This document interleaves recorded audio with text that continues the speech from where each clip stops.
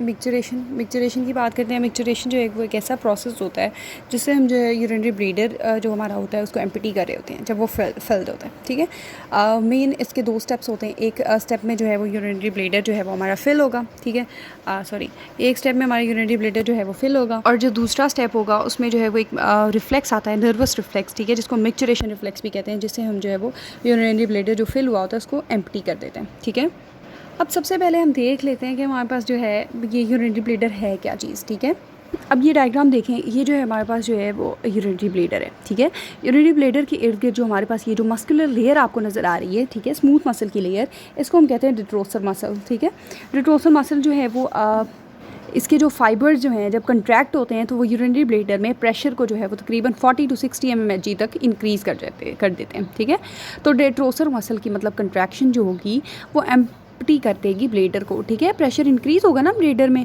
तो emptying of the bleeder में detrusor muscle involve होता है। ठीक है, ये एक स्मूथ मसल है और इसके मसल फाइबर्स चूँकि हर डायरेक्शन में जो है वो हम कह सकते हैं कि एक्सटेंड कर रहे होते हैं और कनेक्टेड होते हैं एक दूसरे के साथ, तो कोई एक्शन पोटेंशियल जब आता है तो एक मसल सेल से दूसरे मसल सेल तक वो ट्रांसफ़र करता जाता है और पूरे ब्लीडर जो होता है उसकी एट वंस कंट्रैक्शन होती है। ठीक है, एक ही बारी में। ये जो है ये हमारे पास body of the urinary bladder है। ठीक है, और उसके बाद जो हमारा पोस्टीरियर जो हमारा हम कह सकते हैं कि एक पोस्टीरियर यूरेथ्रा है। ठीक है, या उसको देखते हैं। अब फॉर एग्जांपल ये हमारे पास बॉडी ऑफ द यूरेटर है ना। ठीक है, ये जो चीज़ है ना हमारे पास, ये नेक ऑफ द यूरेटर है। ठीक है, नेक of the ureter, sorry urinary bleeder, I am so sorry, urinary bladder है। ठीक है, यूरिनरी ब्लीडर की नेक है। ठीक है, अच्छा, यूरिनरी ब्लीडर की नेक का जो लोअर पार्ट होता है उसको हम पोस्टीरियर यूरेथ्रा भी कहते हैं, क्योंकि वो यूरेथ्रा के साथ रिलेटेड होता है ना। फॉर एग्जांपल अगर ये यूरेथ्रा है तो इसके पीछे जो एक चीज़ मौजूद होगी, ठीक है, उसको हम क्या कहेंगे, पोस्टीरियर यूरेथ्रा। ठीक हो गया।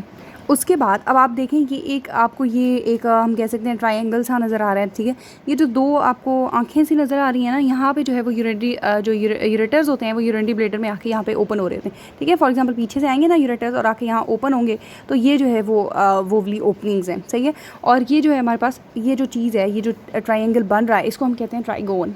अब इसके इस एंड पे देखें, हमारी जो नेक है वो ओपन हो रही है इनटू द पोस्टीरियर यूरेथ्रा। ठीक है, और यहाँ पे जो है इसको हम आइडेंटिफाई कर रहे हैं कि यहाँ पे जो है दो कह सकते हैं कि ब्लीडर की यूरिनरी ब्लीडर में ओपनिंग्स हैं यूरेटर्स की। ठीक है, तो हम इस तरह से, और दूसरी ये बात होती है कि अगर आप इस बॉडी को देखें, body of the urinary bleeder को, ठीक है, इसमें देखें आपको ये जो है बहुत ही रफ़ किस्म के कह सकते हैं कि ब्लीडर जो का म्यूकोज़ा जो है वो कह सकते हैं ये फोल्डेड है बहुत ज़्यादा। ठीक है, और एक ऐसी अपीयरेंस दे रहा है। ठीक है, इनको जो है वो हम रियूगी कह रहे हैं या रियूजी कह रहे हैं, जो भी आप कह लें।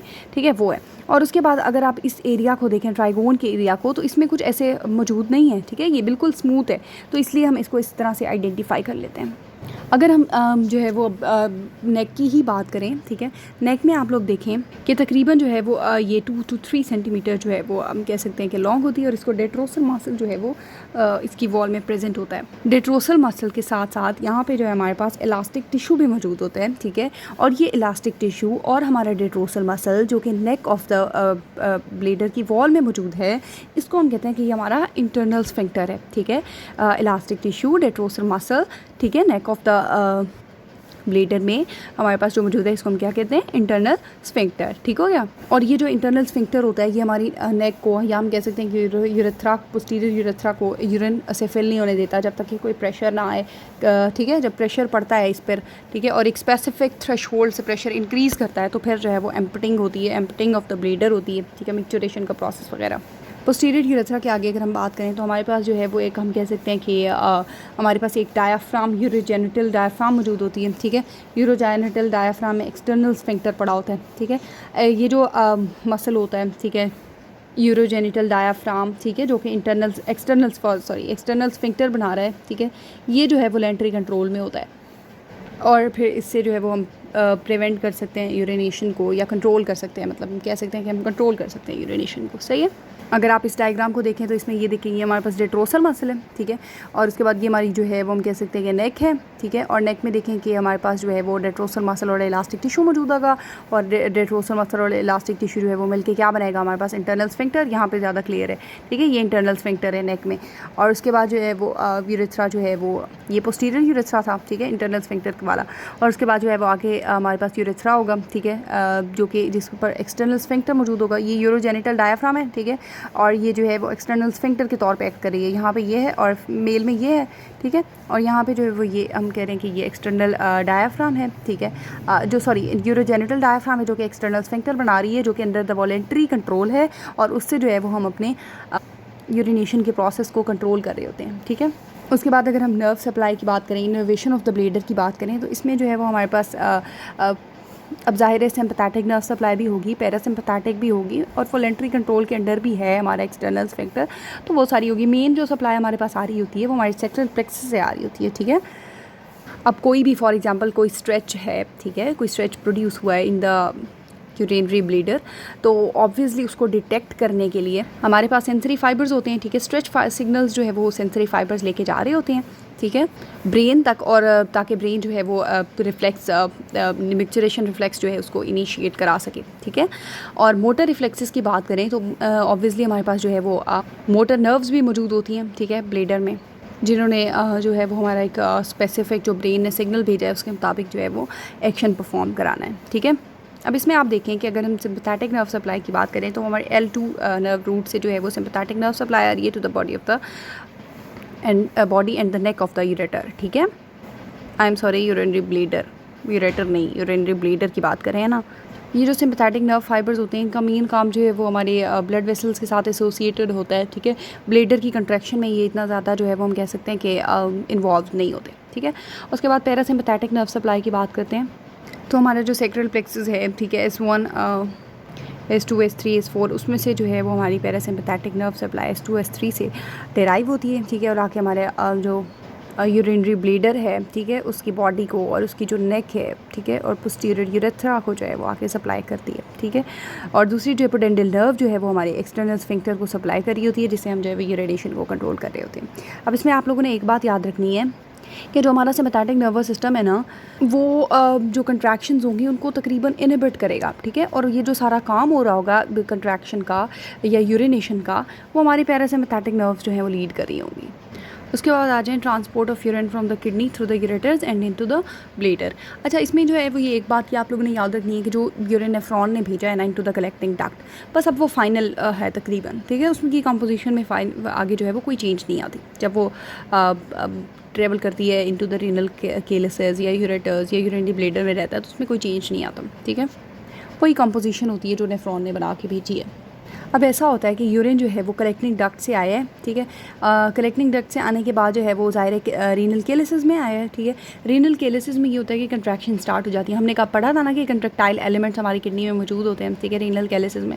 तो वो जो है वो पेरिस्टाल्टिक कंट्रैक्शंस जो है वो इनिशिएट हो जाती हैं और जो यूरिन होता है उसको एक्सपेल किया जाता है टुवर्ड द रीनल पेल्विस और फाइनली इनटू द यूरेटर, ठीक है।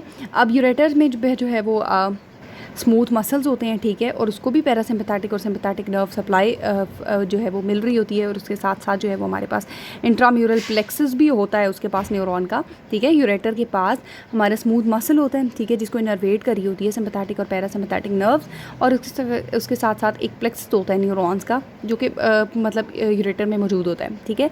और ये जो यूरेटर्स हैं इनमें ये जो सारी चीज़ें मौजूद हैं जो हमने पढ़ी हैं अभी, ये जो है वो कंट्रैक्शंस करा रही होती हैं और उसकी वजह से जो है वो यूरिन आके पहुंच रहा होता है इनटू द ब्लेडर, ठीक है। यूरेटर्स की जो लेंथ है हमारे पास वो 10 to 14 इंचेस होती है तकरीबन। अब यूरिन जो है वो तो ये जो कंट्रैक्शंस थी यूरेटर में, ठीक है, फाइनली इसकी मदद से जो है वो अब हमारे यूरिनरी ब्लेडर है, ठीक है, उसमें अब वो पहुंच चुका है, ठीक है। ये हमारा यूरिनरी ब्लेडर है, उसमें जो है वो यूरिन फाइनली पहुंच चुका है, ठीक है।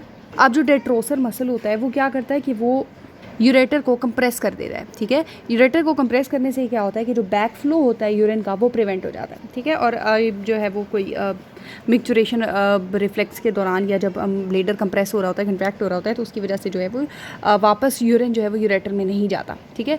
लेकिन अगर जो यूरेटर जो है मतलब हम कह सकते हैं कि यूरिनरी ब्लेडर की वॉल में से जो मतलब उसका डिस्टेंस है अगर वो किसी तरीके से कम हो जाए, ठीक है, किसी वजह से, तो जब तो उस केस में जब ब्लेडर जो है वो कंट्रैक्ट करता है ड्यूरिंग मिक्चुरेशन, तो यूरेटर जो है वो कम्प्लीटली बंद नहीं होता, ठीक है, कम्प्लीटली बंद नहीं होता, जिसकी वजह से थोड़ा सा जो खला रह जाता है उसकी वजह से जो है वो बैक फ्लो हो जाता है यूरिन का, ठीक है। और इस प्रोसेस को हम कहते हैं कि ये जो है वो कोई वेजिको यूरेटरल रिफ्लेक्स है, ठीक है। इसकी वजह से क्या होता है कि हमारा जो यूरेटर्स होते हैं वो इनलार्ज हो जाते हैं और अगर ये चीज़ रहे तो इसकी वजह से जो है वो रेनल मेडुला के स्ट्रक्चर्स भी डैमेज हो सकते हैं, ठीक है। इस डायग्राम से मैं आपको थोड़ा सा बताती हूँ, ठीक है। ये जो है वो रीनल पेल्विस है, इसमें से यूरेटर आ रहा है, ठीक है। अब जो यूरेटर है ना, यहाँ पे जो है इधर ही कोई इंट्राम्यूरल प्लेक्सिस ऑफ न्यूरॉन्स भी यहीं मौजूद होता है, ठीक है। अब यहाँ से देखें, ये यहाँ यूरेटर है, ठीक है, और ये आ गया इनटू द यूरिनरी ब्लैडर। यहाँ पे ये यूरेट्रो वेसिकल जंक्शन मौजूद है, और यहीं पे देखें कि जो है वो हमारे पास क्या होगा, यूरेट्रो वेसिकल रिफ्लेक्स, ठीक है। और उसकी वजह से जो है वो यूरिन बैक फ्लो होगा, ठीक है, यूरिन का इनटू द यूरेटर्स, और इसकी वजह से जो है वो इनकी यूरेटर्स की इनलार्जमेंट हो सकती है, ठीक है, इनलार्जमेंट हो सकती है। और फाइनली फिर जो है वो जाके रेनल मेडुला की भी डैमेज हो सकती है। दूसरा ये होता है कि अल्लाह ना करे अगर किसी के जो यूरेटर्स हैं उनमें स्टोन हैं, ठीक है, या कोई भी इस तरह का हम कह सकते हैं कि कोई भी कंस्ट्रक्शन है जिसकी वजह से यूरिन पास नहीं हो रहा है, या कोई भी मसला है, ठीक है, तो हमारे जो यूरेटर होता है उसमें जो है वो पेन रिफ्लेक्सेस जो है वो जनरेट होना शुरू हो जाते हैं, ठीक है। और ये जो पेन रिफ्लेक्सेस होते हैं ये किडनी में एक जो है हम कह सकते हैं कि सिंपैथेटिक रिफ्लेक्स क्रिएट करते हैं, और जाके रीनल आर्टेरियोल जो होते हैं, ठीक है, रीनल आर्टेरियोल्स उनको जाके जो है वो कंस्ट्रिक्ट करा देते हैं, और उनको कंस्ट्रिक्ट कराने की वजह से जो यूरिन आउटपुट होती है, ठीक है, वो कम हो जाती है। अब यूरिन आउटपुट कम हुई है किस वजह से, क्योंकि यूरेटर में कोई कंस्ट्रक्शन थी, ठीक है, उस कंस्ट्रक्शन की वजह से पेन प्रोड्यूस हुआ, ठीक है, उस पेन की वजह से हमारे जो रेनल आर्टेरियोल्स थे वो कंस्ट्रिक्ट हो गए, और उसकी वजह से जो है वो यूरिन आउटपुट जो थी वो डिक्रीज़ हो गई। ये सारा जो काम है इसको हम कहते हैं यूरेट्रो रीनल रिफ्लेक्स, ठीक है।